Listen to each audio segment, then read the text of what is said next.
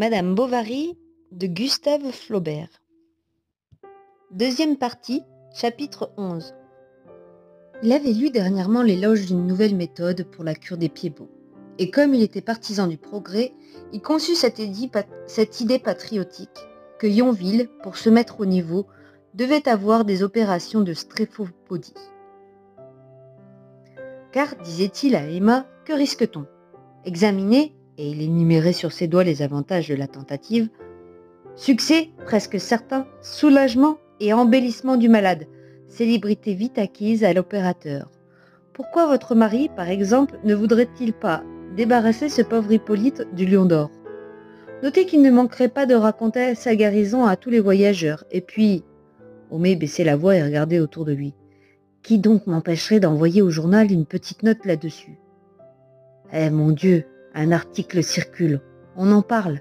Cela finit par faire la boule de neige. Et qui sait ? En effet, Bovary pouvait réussir.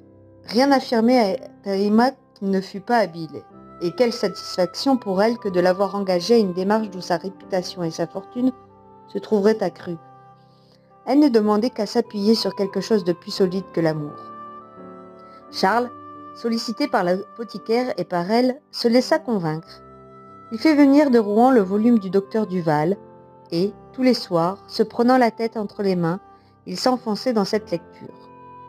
Tandis qu'il étudiait les équins, les varus et les valgues, c'est-à-dire la stréphocatopodie, la stréphendopodie et la stréphexopodie, ou pour parler mieux, les différentes déviations du pied, soit en bas, en dedans ou en dehors, avec la stréphipopodie et la stréphanopodie, autrement dit des torsions en dessous et redressement en haut. Monsieur Homais, par toutes sortes de raisonnements, exhortait le garçon d'auberge à se faire opérer. À peine sentiras-tu peut-être une légère douleur. C'est une simple piqûre, comme une petite saignée, moins que l'extirpation de certains corps. Hippolyte, réfléchissant, roulait des yeux stupides. Du reste, reprenait le pharmacien, ça ne me regarde pas. C'est pour toi, par humanité pure.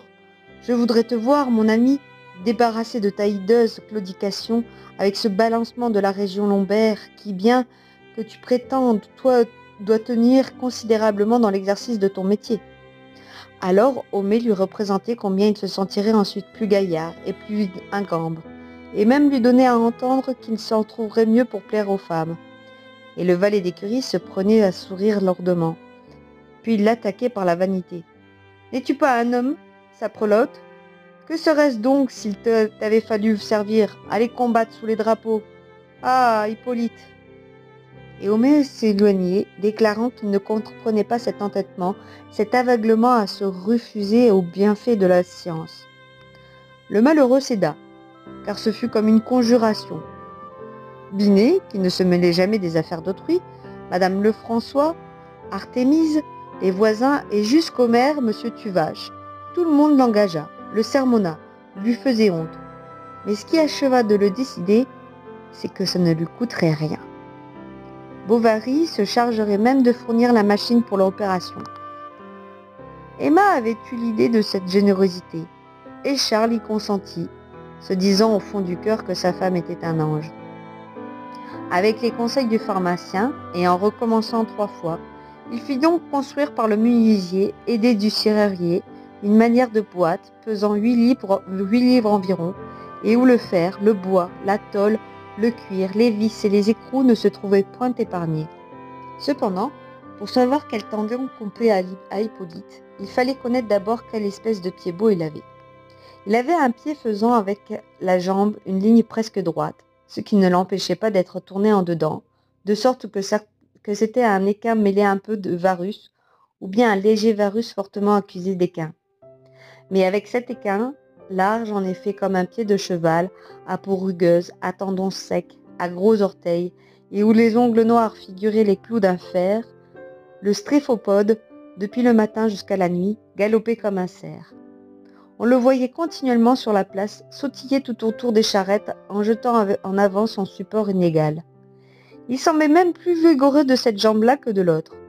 À force d'avoir servi, Elle avait contracté comme des qualités morales de patience et d'énergie.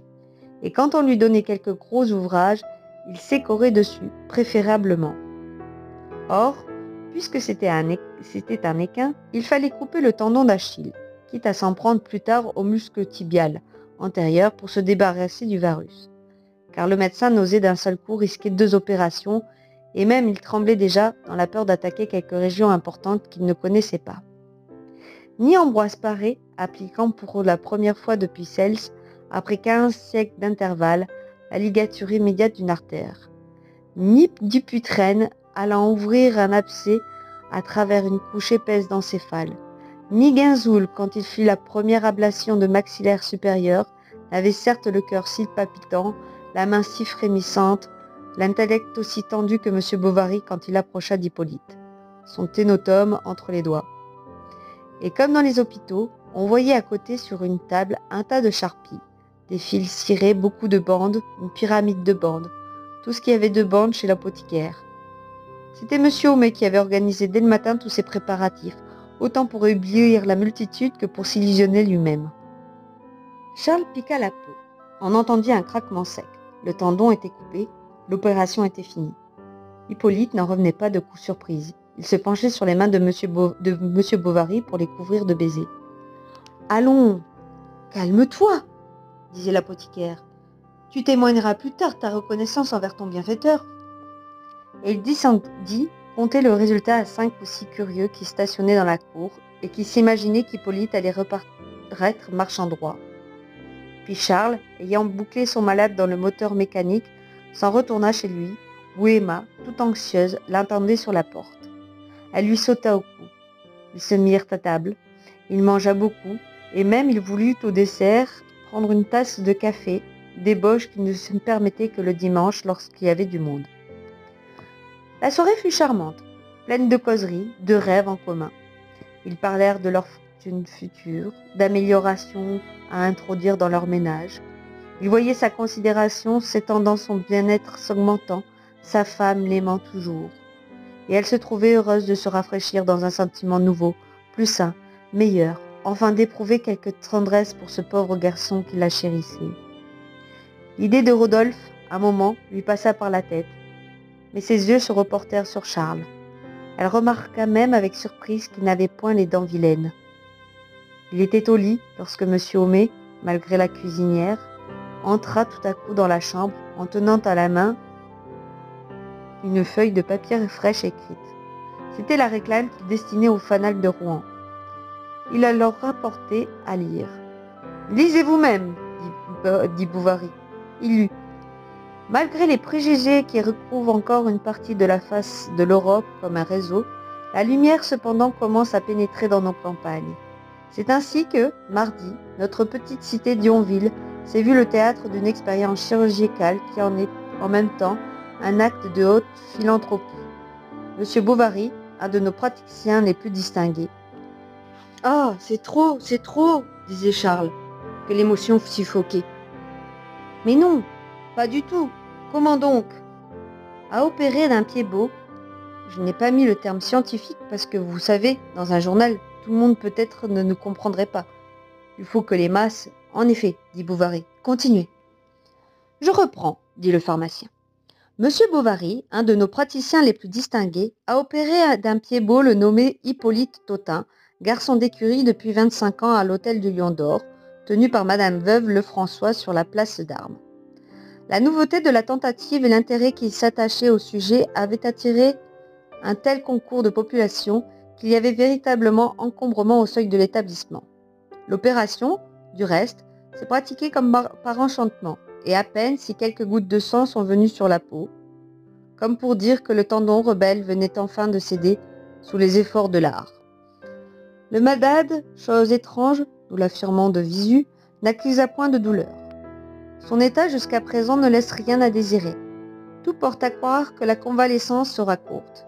Et qui sait même si, à la prochaine fête villageoise, nous ne verrons pas notre brave Hippolyte figurer dans des danses magiques au milieu d'un chœur de joyeux drilles, et ainsi prouver à tous les yeux, par sa verve et ses entrechats, sa complète guérison. Honneur donc aux savants généreux, honneur à ces esprits infatigables qui consacrent leur veille à l'amélioration ou bien au soulagement de leur espèce. Honneur, 3 fois honneur. N'est-ce pas le cas de s'écrier que les aveugles verront, les sourds entendront et les boiteux marcheront? Mais ce que le fanatisme autrefois promettait à ses élus, la science maintenant l'accomplit pour tous les hommes.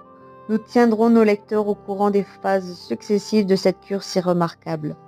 Ce qui n'empêcha pas que, 5 jours après, la mère Lefrançois n'arriva tout effarée en s'écriant « Au secours! Il se meurt!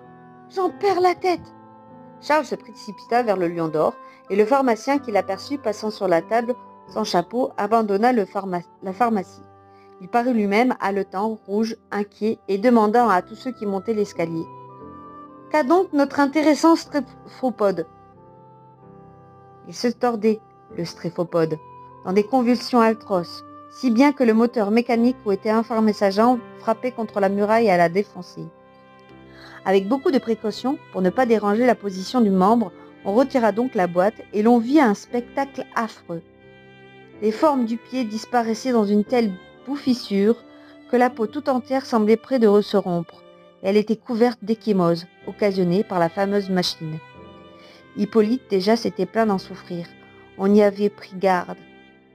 Il fallut reconnaître qu'il n'y avait pas eu tort complètement, et on le laissa libre quelques heures. Mais à peine l'œdème eut-il un peu disparu que les 2 savants se jugèrent à propos de rétablir le membre dans l'appareil, et en l'y serrant davantage pour accélérer les choses. Enfin, 3 jours après, Hippolyte n'y pouvant plus tenir, ils retirèrent encore une fois la mécanique tout en s'étonnant beaucoup du résultat qu'ils aperçurent. Une tuméfaction livide s'étendait sur la jambe, et avec des fliticènes de place en place, par où suintait un liquide noir. Cela prenait une tournure sérieuse. Hippolyte commençait à s'ennuyer, et la mère Lefrançois l'installa dans la petite salle près de la cuisine pour qu'il y eût au moins quelques distractions. Mais le percepteur, qui tous les jours y dînait, se plaignit avec amertume d'un tel voisinage. Alors on transporta Hippolyte dans la salle de billard. Il était là, geignant sous cette grosse couverture, pâle, la barbe longue, les yeux caves, et de temps à autre tournant sa tête en sueur sur le sale oreiller où s'abattaient les mouches. Madame Bovary le venait voir. Elle lui apportait des linges pour ses cataclasmes et le consolait, l'encourageait. Du reste, il ne manquait pas de compagnie. Les jours de marché, surtout, lorsque les paysans autour de lui poussaient les billes du billard, escrimaient avec les queues, fumaient, buvaient, chantaient, braillaient. « Comment vas-tu » disait-il en lui frappant sur l'épaule. « Ah, tu n'es pas fier de ce qui paraît. Mais c'est ta faute.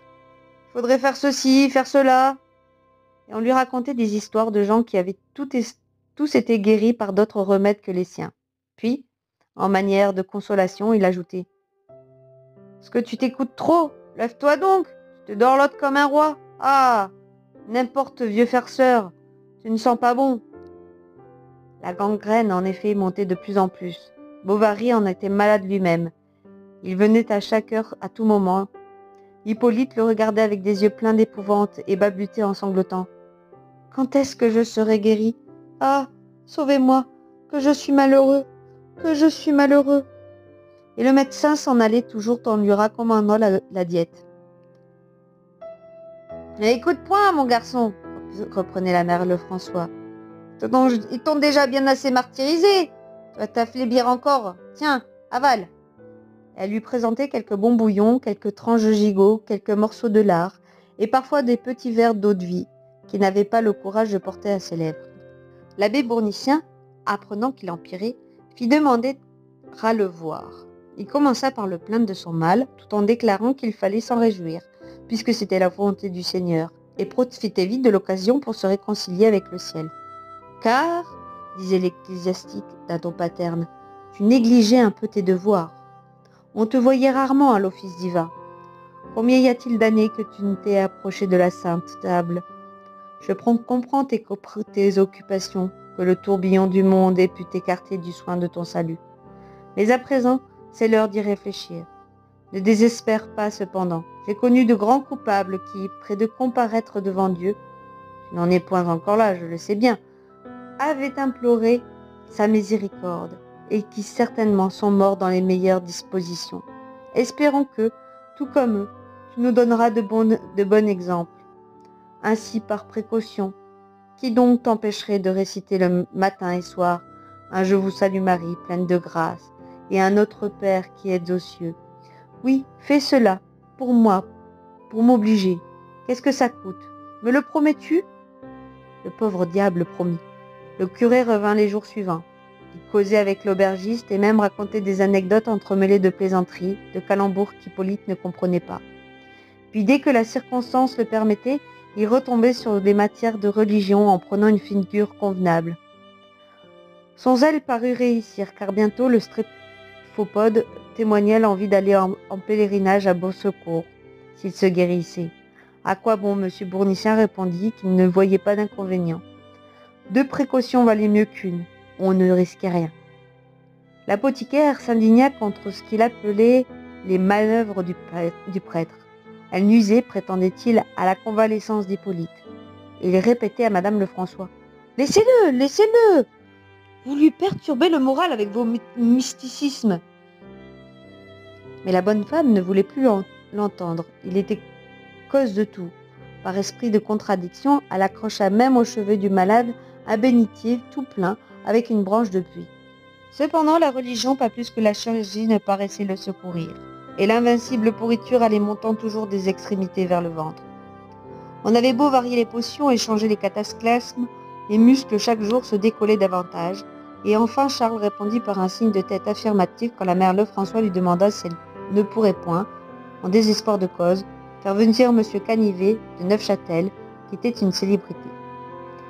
Docteur en médecine, âgé de 50 ans, jouissant d'une bonne position et sûr de lui-même, le confrère ne se gêna pas pour rire dédaigneusement lorsqu'il découvrit cette jambe gangrénée jusqu'au genou. Puis, ayant déclaré net qu'il la fallait amputer, il s'en alla chez le pharmacien des Blatériques contre les ânes qui avaient pu réduire un malheureux homme en un tel état. Secouant M. Homais par le bouton de sa redingote, il vociférait dans la pharmacie. « Ce sont là des inventions de Paris. Voilà les idées de ces messieurs de la capitale. C'est comme le strabisme, le chloroforme et la lithotricie. Un tas de monstruosités que le gouvernement devrait défendre. Mais on veut faire le malin, et l'on vous fourre des remèdes sans s'inquiéter des conséquences. Nous ne sommes pas si forts que cela, nous autres. Nous ne sommes pas des savants, des myrliflores, des jolies fleurs. Nous sommes des praticiens, des guérisseurs, et nous n'imaginerions pas d'opérer quelqu'un qui se porte à merveille. Redresser des pieds beaux. Est-ce qu'on peut se redresser les pieds beaux? C'est comme si l'on voulait, par exemple, rendre droit à un bossu. » Homais souffrait en écoutant ce discours, et il dissimulait son malaise avec un sourire de courtisan, ayant besoin de ménager M. Canivet, dont les ordonnances quelquefois arrivaient jusqu'à Yonville. Aussi ne prit-il pas la défense de Bovary, ne fit-il même aucune observation, et, abandonnant ses principes, il sacrifia sa dignité aux intérêts de plus sérieux de son négoce. Ce fut dans le village un événement considérable que cette amputation de cuisse par le docteur Canivet. Tous les habitants ce jour-là s'étaient levés de meilleure heure, et la grande rue, bien que pleine de monde, avait quelque chose de lugubre, comme s'il se fût agi d'une exécution capitale. On discutait chez l'épicier sur la maladie d'Hippolyte. Les boutiques ne vendaient rien, et Madame Tuvache, la femme du maire, ne bougeait pas de sa fenêtre, par l'impatience où elle était de voir venir l'opérateur. Il arriva dans son cabriolet, qu'il conduisait lui-même. Mais le ressort du côté droit s'étant à la longue affaissé sous le poids de sa corpulence, il se faisait que la voiture penchait un peu tout en allant, et l'on apercevait sur l'autre coussin près de lui une vaste boîte recouverte de basagne rouge, dont les 3 fermoirs de cuivre brillaient magistralement. Quand il fut entré comme un tourbillon sous le porche du Lion d'Or, le docteur, criant très haut, ordonna de dételer son cheval, puis il alla dans l'écurie voir s'il mangeait bien l'avoine, car, en arrivant chez ses malades, il s'occupait d'abord de sa jument et de son cabriolet. On disait même à ce propos « Ah, Monsieur Canivet, c'est un original !» Et on l'estimait davantage pour cet inébranlable aplomb. L'univers aurait pu crever jusqu'au dernier homme, qui n'eût pas failli à la moindre de ses habitudes. Homais se présenta. Je compte sur vous, fit le docteur. Sommes-nous prêts? En marche. L'apothicaire, en rugissant, avoua qu'il était trop sensible pour assister à une pareille opération. Quand on est simple spectateur, disait-il, l'imagination, vous savez, se frappe. Et puis j'ai le système nerveux tellement... Ah bah, interrompit Canivet. Paraissez au contraire porté à l'apoplexie. Et d'ailleurs, cela ne m'étonne pas. Car vous autres, messieurs les pharmaciens, vous êtes continuellement fourrés dans votre cuisine, ce qui doit finir par altérer votre tempérament. Regardez-moi plutôt. Tous les jours, je me lève à 4 heures. Je fais ma barbe à l'eau froide. Il n'est jamais froid. Et je ne porte pas de flanelle. Je n'attrape aucun rhume. Le coffre est bon. Je vis tantôt d'une manière, tantôt d'une autre, en philosophe, au hasard de la fourchette. C'est pourquoi je ne suis point délicat comme vous. Et il m'est aussi parfaitement égal de découper un chrétien que de la première volaille venue. Après ça, direz-vous, l'habitude? L'habitude? Alors, sans aucun égard pour Hippolyte, qui suait d'angoisse entre ses draps, ces messieurs engagèrent une conversation où l'apothicaire compara le sang-froid d'un chirurgien à celui d'un général. Et ce rapprochement fut agréable à Canivet, qui se répandit en paroles sur les exigences de son art. Il le considérait comme un sacerdoce, bien que les officiers de santé le déshonorassent. Enfin, revenant au malade, il examina les bandes apportées par Homais, les mêmes qui avaient comparu au lord du Piedbot, et demanda quelqu'un pour lui tenir le membre. On envoya chercher Lestiboudois, et M. Canivet, ayant retroussé ses manches, passa dans la salle de billard, tandis que l'apothicaire restait avec Artémise et l'aubergiste, plus pâles toutes les deux que leur tablier et l'oreille tendue contre la porte. Bovary, pendant ce temps-là, n'osait bouger de sa maison. Il se tenait en bas, dans la salle, assis au coin de la cheminée sans feu, le menton sur sa poitrine, les mains jointes, les yeux fixes. Quelle mésaventure, pensait-il. Quel désappointement. Il avait pris pourtant toutes les précautions imaginables. La fatalité s'en était mêlée. N'importe. Si Hippolyte plus tard venait à mourir, c'est lui qui l'aurait assassiné. Et puis, quelle raison donnerait-il dans des visites quand on l'interrogerait? Peut-être, cependant, s'était-il trompé en quelque chose. Il cherchait et ne trouvait pas. Mais les plus fameux chirurgiens se trompaient bien. Voilà ce qu'on ne voudrait jamais croire. On allait rire, au contraire. Clabauder. Cela se répandrait jusqu'à Forges, jusqu'à Neufchâtel, jusqu'à Rouen, partout. Qui sait si des confrères n'écriraient pas contre lui? Une polémique s'ensuivrait. Il faudrait répondre dans les journaux. Hippolyte même pouvait lui faire un procès. Il se voyait déshonoré, ruiné, perdu, et son imagination, assaillie par une multitude d'hypothèses, ballottée au milieu d'elle comme un tonneau vide emporté à la mer et qui roule sur les flots. Emma, en face de lui, le regardait. Elle ne partageait pas son humiliation. Elle en éprouvait une autre. C'était de s'être imaginé qu'un pareil homme pût valoir quelque chose, comme si 20 fois déjà elle n'avait pas suffisamment aperçu sa médiocrité. Charles se promenait de long en large dans la chambre. Ses bottes craquaient sur le parquet. « Assieds-toi, dit-elle. Tu m'agaces. » Il se rassit. Comment donc avait-elle fait, elle qui était si intelligente, pour se méprendre encore une fois? Du reste, par quelle déplorable manie avoir ainsi abîmé son existence en sacrifice continuel? Elle se rappela tous ses instincts de luxe, toutes les privations de son âme, les bassesses du mariage, du ménage, ses rêves tombant dans la boue comme des hirondelles blessées, tout ce qu'elle avait désiré, tout ce qu'elle s'était refusé, tout ce qu'elle aurait pu avoir. Et pourquoi? Pourquoi? Au milieu du silence qui emplissait le village, un cri déchirant traversa l'air. Bovary devint pâle à s'évanouir. Elle fronça les sourcils d'un geste nerveux, puis continua. C'était pour lui cependant, pour cet être, pour cet homme qui ne comprenait rien, qui ne sentait rien, car il était là, tout tranquillement, et sans même se douter que le ridicule de son nom allait désormais la salir comme lui. Elle avait fait des efforts pour l'aimer, et elle s'était repentie en pleurant d'avoir cédé à un autre.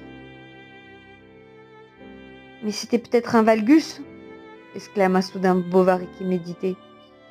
Au choc imprévu de cette phrase, tombant sur sa pensée comme une balle de plomb dans un plat d'argent, Emma tressaillant leva la tête pour deviner ce qu'il voulait dire. Et ils se regardèrent silencieusement, presque ébahis de se voir, tant ils étaient par leur conscience éloignés l'un de l'autre. Charles la considérait avec le regard trouble d'un homme ivre, tout en écoutant immobile les derniers cris de l'amputé qui se suivaient en modulation traînante, coupée de saccades aigus, comme le hurlement lointain de quelque bête qu'on égorge. Emma mordait ses lèvres blêmes, et, roulant entre ses doigts un des brins du polipier qu'elle avait cassé, elle fixait sur Charles la pointe ardente de ses prunelles, comme deux flèches de feu prêtes à partir. Tout en lui l'irritait maintenant, sa figure, son costume, ce qu'il ne disait pas, sa personne entière, son existence enfin. Elle se repentait, comme d'un crime, de sa vertu passée, et ce qui en restait encore s'écroulait sous les corps furieux de son orgueil. Elle se délectait dans toutes les ironies mauvaises de l'adultère triomphant. Le souvenir de son amant revenait avec elle, avec des attractions vertigineuses. Elle y jetait son âme, emportée vers cette image par un enthousiasme nouveau. Et Charles lui semblait aussi détaché de sa vie, aussi absent pour toujours, aussi impossible et anéanti que s'il allait mourir, et qu'il eût agonisé sous ses yeux. Il se fit un bruit de pas sur le trottoir. Charles regarda, et, à travers la jalousie baissée, il aperçut au bord des halles, en plein soleil, le docteur Canivet qui s'essuyait le front avec son foulard. Homais, derrière lui, portait à la main une grande boîte rouge, et ils se dirigeaient tous les deux du côté de la pharmacie. Alors, par tendresse subite et découragement, Charles se tourna vers sa femme en lui disant « Embrasse-moi donc, ma bonne. »« Laisse-moi » fit-elle, toute rouge de colère. « Qu'as-tu ? Qu'as-tu » répétait-il stupéfait. « Calme-toi, reprends-toi. Tu sais bien que je t'aime. Viens. »« Assez » s'écria-t-elle d'un air terrible. Et s'échappant de la salle, Emma ferma la porte si fort que le baromètre bondit de la muraille et s'écrasa par terre. Charles s'affaissa dans son fauteuil bouleversé, cherchant ce qu'elle pouvait avoir, imaginant une maladie nerveuse, pleurant, et sentant vaguement circuler autour de lui quelque chose de funeste et d'incompréhensible. Quand Rodolphe, le soir, arriva dans le jardin, il trouva sa maîtresse qui l'attendait au bas du perron sur la première marche. Ils s'étreignirent, et toute leur rancune se fondit comme une neige sous la chaleur de ce baiser.